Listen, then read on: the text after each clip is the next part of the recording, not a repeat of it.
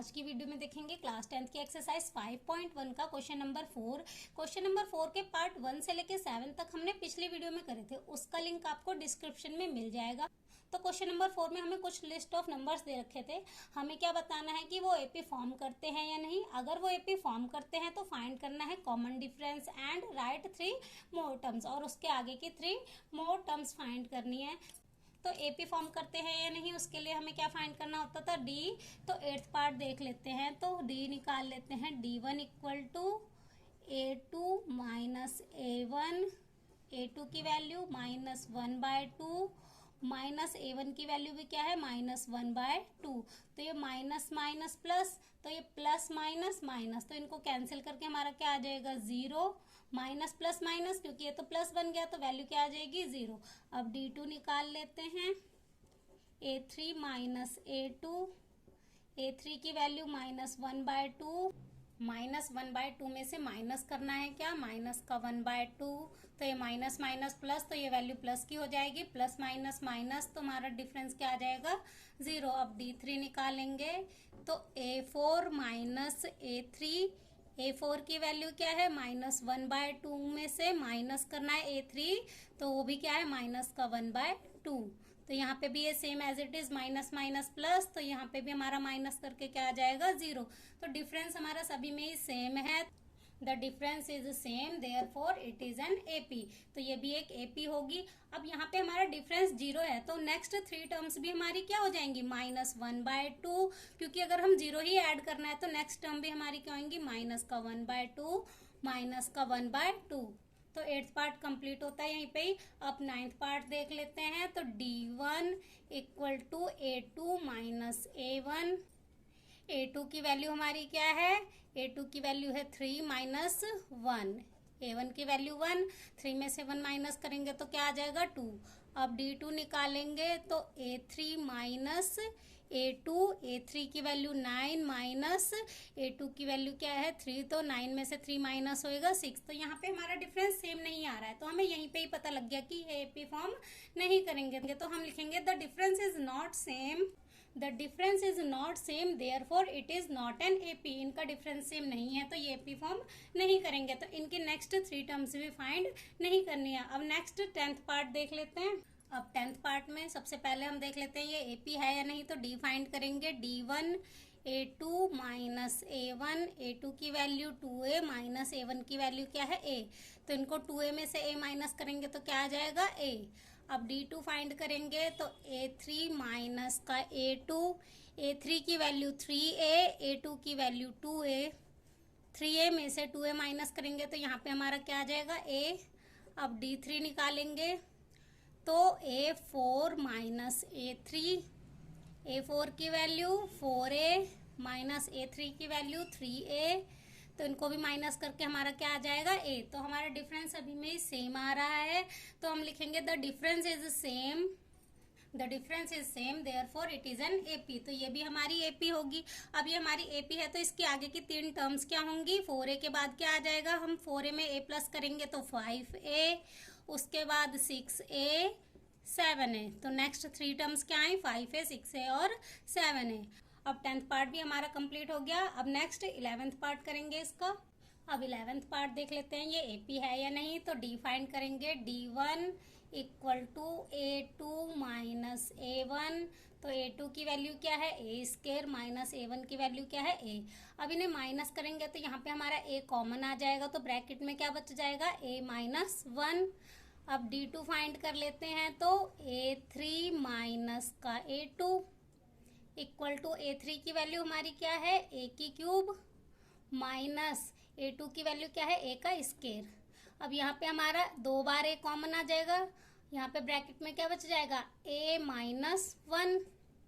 अब D3 निकालेंगे, तो A4 माइनस A3, A4 की वैल्यू A की पावर 4 माइनस A3 की वैल्यू A की पावर 3। अब यहाँ पे कितनी बार A कॉमन आ सकता है 3 बार, तो A की पावर 3 कॉमन आ गया, तो ब्रैकेट में क्या बचेगा A माइनस 1। अब यहाँ पे हमारा डिफरेंस अभी में ही सेम नहीं आ रहा है, तो अगर डिफरेंस सेम नहीं आ रहा है तो ये एपी फॉर्म नहीं करेंगे। तो हम लिखेंगे the difference is not same, हमारा डिफरेंस सेम नहीं है तो ये एपी फॉर्म नहीं करेंगे। अगर एपी फॉर्म नहीं करेंगे तो हमें इनके आगे की 3 टर्म्स भी फाइंड नहीं करनी है। अब 12 पार्ट देखेंगे तो डी फाइंड करेंगे। D1 equal to A2 minus A1। A2 की वैल्यू क्या है, रूट में 8 माइनस A1 की वैल्यू क्या है, √2। अब √8 के फैक्टर बनाएंगे तो 8 के फैक्टर क्या होंगे, 2 इंटू 2 इंटू 2 माइनस √2।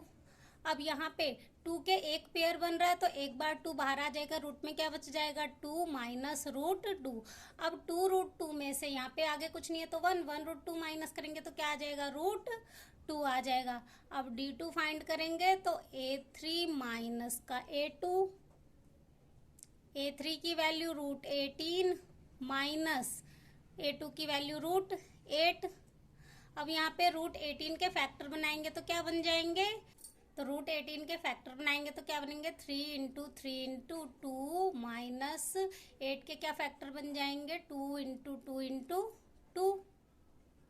अब यहाँ पे 3 एक बार कॉमन आ जाएगा, रूट में बच जाएगा 2। अब यहाँ पे 2 कॉमन आ जाएगा तो रूट में बचेगा 2। अब 3√2 में से 2√2 माइनस करेंगे तो क्या आएगा, √2। अब यहीं पे ही हमें पता लग गया कि हमारा डिफरेंस सेम है। अब डिफरेंस सेम आ रहा है तो ये एपी फॉर्म करेंगे तो हम लिखेंगे the difference is same, the difference is same. अगर इनका डिफरेंस सेम है therefore it is an AP, तो ये एपी फॉर्म करेंगे। अब नेक्स्ट 3 टर्म्स निकालनी है तो √32 में प्लस करेंगे √2 तो वैल्यू क्या आ जाएगी, √32 को हम क्या लिख सकते हैं, 4√2। अब 4√2 में क्योंकि जब हम इसके फैक्टर बनाएंगे तो 2 के 2 पेयर बनेंगे तो 2 बार 2 बाहर आ जाएगा तो ये बनेगा 4√2 में प्लस करेंगे √2 तो ये वैल्यू क्या आ जाएगी, 5√2। अब 5√2 को हम क्या लिख सकते हैं, अब ये है 5 की स्क्वायर, क्योंकि जिसके भी पेयर बनते हैं उस वैल्यू को हम बाहर निकाल लेते हैं तो ये 5 की स्क्वायर हो जाए। तो 5√2 को सॉल्व करेंगे तो हमारे पास वैल्यू क्या आ जाएगी, √50। नेक्स्ट क्या होगी वैल्यू, 5√2 में ऐड करेंगे √2 तो इसको सॉल्व करके हमारे पास आ जाएगा 6√2। 6√2 को सॉल्व करेंगे तो वैल्यू क्या आएगी, √72। नेक्स्ट वैल्यू क्या होगी, 6√2 में ऐड करेंगे 2 तो इक्वल टू कितना हो जाएगा, 7√2। 7√2 को सिंप्लीफाई करेंगे तो वैल्यू क्या आ जाएगी, √98। तो यहीं से हमारा 12 पार्ट कंप्लीट होता है। अब नेक्स्ट 13 पार्ट देखेंगे। अब 13th पार्ट देख लेते हैं। सबसे पहले देख लेते हैं ये एपी है या नहीं, तो उसके लिए D1 equal to A2 minus A1। A2 की वैल्यू क्या है, √6 माइनस A1 की वैल्यू √3। अब √6 के क्या फैक्टर होते हैं, 3 इंटू 2 माइनस √3। अब यहाँ पे हमारा कॉमन क्या आ रहा है, √3, तो कॉमन आ जाएगा √3। ब्रैकेट में क्या बचेगा, ब्रैकेट में बच जाएगा √2 माइनस 1। अब यहाँ पे D2 फाइंड करेंगे तो A3 माइनस A2। A3 की वैल्यू √9 माइनस A2 की वैल्यू क्या है, √6। अब √9 के क्या फैक्टर होंगे, 3 इंटू 3। √6 के क्या फैक्टर हो जाएंगे, 3 इंटू 2। अब यहाँ पे हमारे 3 के पेयर बन रहे हैं तो 3 एक बार कॉमन आ जाएगा माइनस √6। तो यहाँ पे हमारे D की वैल्यू इक्वल नहीं आ रही है। अगर हमारे D की वैल्यू इक्वल नहीं आ रही है तो ये एपी फॉर्म नहीं करेंगे। तो हम लिखेंगे the difference is not same, the difference is not same. अगर हमारा डिफरेंस सेम नहीं है therefore it is not an AP, तो ये हमारा एपी फॉर्म नहीं करेगा। अब 14th पार्ट देख लेते हैं। D1 equal to A2 minus A1। अब A2 की वैल्यू इसमें क्या है हमारी, 3 की स्क्वायर माइनस A1 की वैल्यू क्या है, 1 की स्क्वायर। 3 की स्क्वायर हो जाएगी 9 माइनस 1 की स्क्वायर 1। 9 में से 1 माइनस करेंगे तो क्या आ जाएगा, 8। अब D2 फाइंड कर लेते हैं। A3 minus A2। A3 की वैल्यू है 5 का स्क्वायर माइनस A2 की वैल्यू है 3 का स्क्वायर। 5 5 ज़ा 25, 3 की स्क्वायर 9।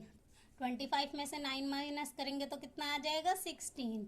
यहाँ पे भी हमारा डिफरेंस जो है वो सेम नहीं आ रहा है, बट D3 भी निकाल लेते हैं। A4 minus A3। A4 की वैल्यू 7 का स्क्वायर और A3 की वैल्यू 5 का स्क्वायर। 7 7 ज़ा 49, 5 5 ज़ा 25। तो इनका डिफरेंस हमारा कितना आ जाएगा 24। अब डिफरेंस किसी में भी सेम नहीं है तो ये भी एपी फॉर्म नहीं करेंगे, तो the difference is not same. Difference same नहीं है, therefore it is not an AP. ये भी हमारी एपी नहीं है। अब क्वेश्चन नंबर 4 का लास्ट पार्ट है ये 15th। तो सबसे पहले डिफरेंस फाइंड कर लेंगे। D1 equal to A2 minus A1।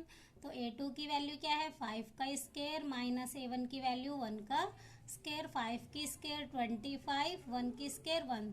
25 में से 1 माइनस करेंगे तो क्या आ जाएगा 24। अब D2 फाइंड कर लेते हैं। A3 minus A2।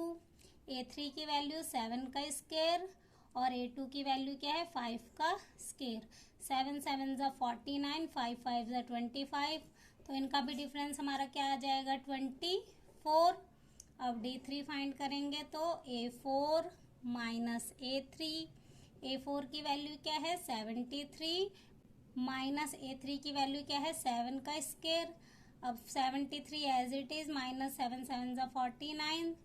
इनका भी डिफरेंस हमारा कितना आ जाएगा 24। तो डिफरेंस हमारा सभी में सेम है, तो हम लिखेंगे the difference is same. The difference is same, हमारा डिफरेंस सेम है, therefore it is an AP. अब ये एपी फॉर्म करते हैं तो नेक्स्ट अगली टर्म्स क्या हो जाएंगी। 73 में 24 प्लस करेंगे तो क्या आ जाएगा 97। अब 97 में 24 प्लस करेंगे तो क्या आ जाएगा 121। अब 121 में प्लस करेंगे 24 तो क्या आ जाएगा 145। तो नेक्स्ट 3 टर्म्स हमारी क्या आ गई 97, 121 एंड 145। तो यहीं से ही हमारा क्वेश्चन नंबर 4 हो जाता है कंप्लीट। ये हमारी एक्सरसाइज का लास्ट क्वेश्चन था। नेक्स्ट वीडियो में करेंगे एक्सरसाइज 5.2।